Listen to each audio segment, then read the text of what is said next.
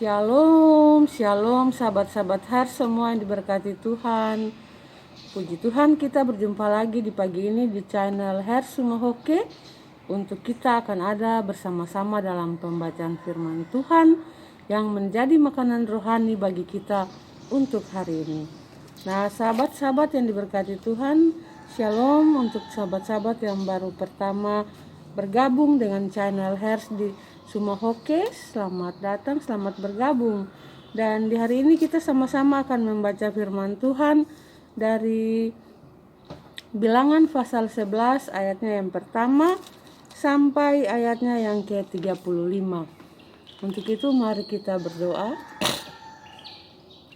Tuhan, kami mohon urapi kami dengan kuasa Roh Kudus, supaya kami ada dalam pembacaan firman Tuhan. Di saat ini kami dapat mengerti firman yang akan kami baca. Kami percaya firman dan kami menjadi pelaku firman dalam kehidupan kami sehari-hari untuk puji dan hormat bagi nama Tuhan. Dalam nama Yesus Kristus firman yang hidup, Tuhan dan Juru Selamat kami berdoa kepada Bapa di sorga.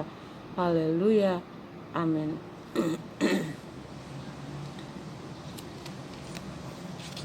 Bilangan pasal 11 ayat 1 sampai ayatnya yang ke-35 yang berbunyi demikian.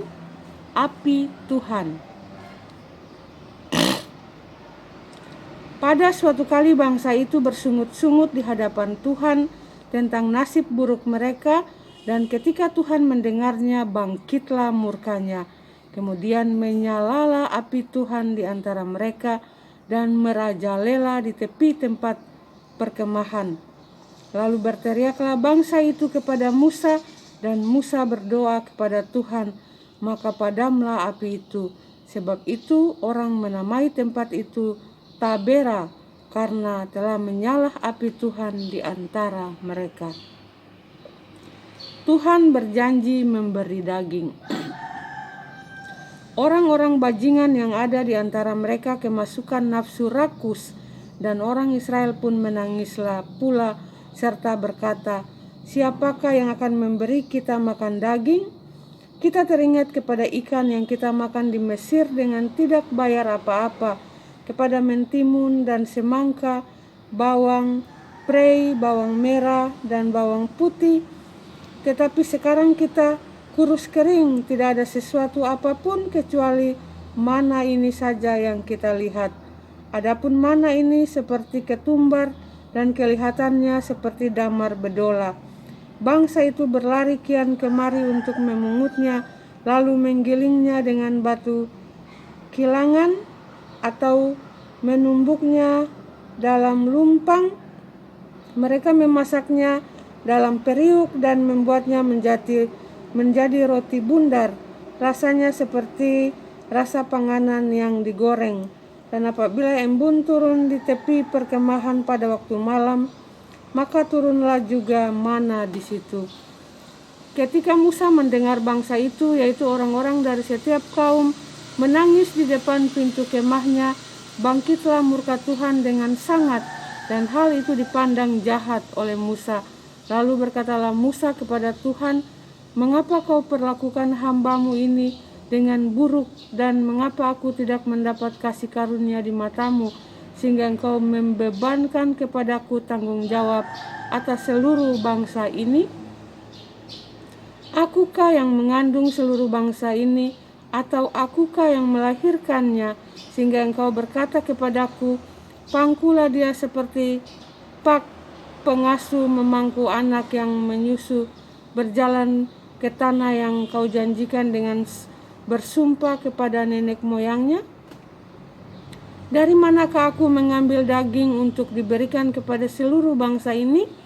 Sebab mereka menangis kepadaku dengan berkata, berilah kami daging untuk dimakan. Aku seorang diri tidak dapat memikul tanggung jawab atas seluruh bangsa ini, sebab terlalu berat bagiku.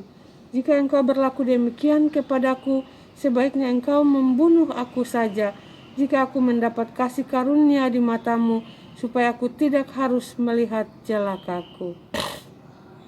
Lalu berfirmanlah Tuhan kepada Musa, kumpulkanlah di hadapanku dari antara para tua-tua Israel 70 orang, yang kau ketahui menjadi tua-tua bangsa dan pengatur pasukannya. Kemudian bawalah mereka ke kemah pertemuan supaya mereka berdiri di sana bersama-sama dengan engkau.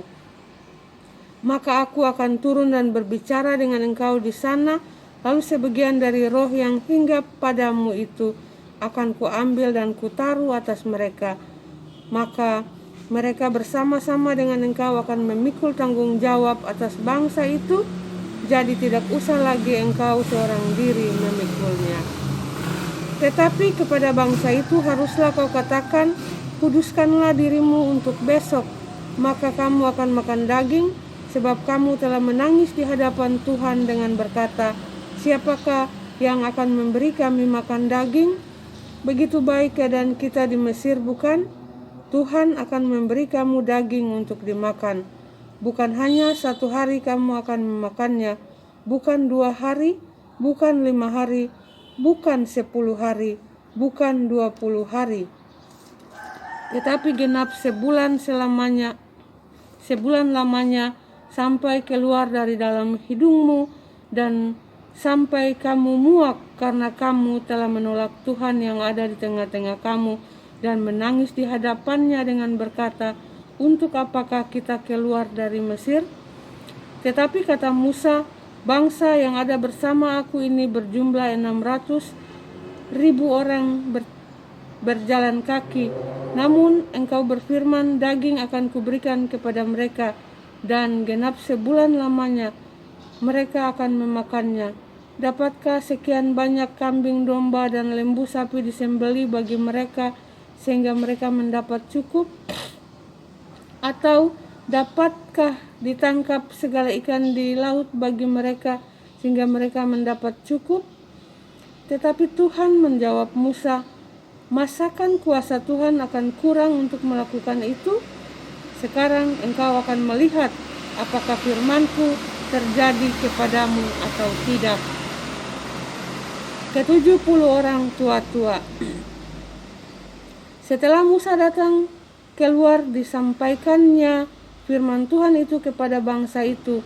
Ia mengumpulkan 70 orang daripada para tua-tua bangsa itu dan menyuruh mereka berdiri di sekeliling kemah.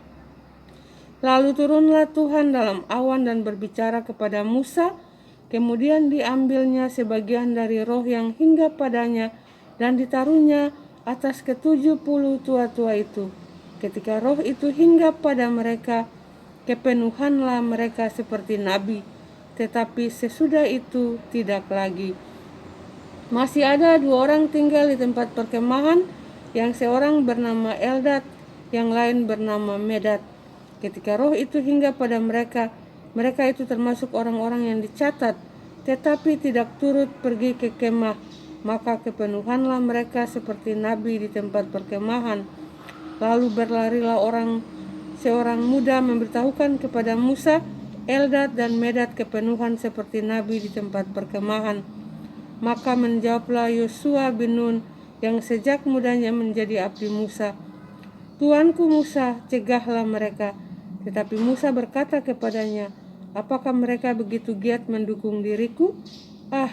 Kalau seluruh umat Tuhan menjadi nabi, oleh karena Tuhan memberi rohnya hinggap kepada mereka. Kemudian kembalilah Musa ke tempat perkemahan, dia dan para tua-tua Israel. Burung puyuh. Lalu bertiuplah angin yang dari Tuhan asalnya, dibawanyalah burung-burung puyuh dari sebelah laut dan dihamburkannya ke atas tempat perkemahan dan di sekelilingnya, kira-kira sehari seperjalanan jauhnya ke segala penjuru, dan kira-kira 2 hasta tingginya dari atas muka bumi. Lalu sepanjang hari dan sepanjang malam itu dan sepanjang hari esoknya bangkitlah bangsa itu mengumpulkan burung-burung puyuh itu. Setiap orang sedikit-dikitnya mengumpulkan 10 homer. Kemudian mereka menyebarkannya lebar-lebar sekeliling tempat perkemahan. Selagi daging itu ada di mulut mereka sebelum dikunyah, maka bangkitlah murka Tuhan terhadap bangsa itu, dan Tuhan memukul bangsa itu dengan suatu tula yang sangat besar. Sebab itu dinamailah tempat itu Kibrot Ta'awa, karena di sanalah dikuburkan orang-orang yang bernafsu rakus. Dari Kibrot Ta'awa berangkatlah bangsa itu ke Haserot, dan mereka tinggal di situ. Demikianlah pasal pembacaan firman Tuhan kita untuk hari ini. Berbahagialah kita yang mendengar firman, percaya firman, dan menjadi pelaku firman dalam kehidupan kita sehari-hari untuk puji dan hormat bagi nama Tuhan. Tuhan Yesus memberkati kita semua. Haleluya. Amin. Nah, sahabat-sahabat semua, selamat beraktivitas di hari ini. Dan selamat membaca firman Tuhan bersama keluarga. Mari luangkan waktu untuk bersama Tuhan membaca surat cinta Tuhan bagi kehidupan kita semua. Sampai berjumpa lagi di besok hari. Shalom.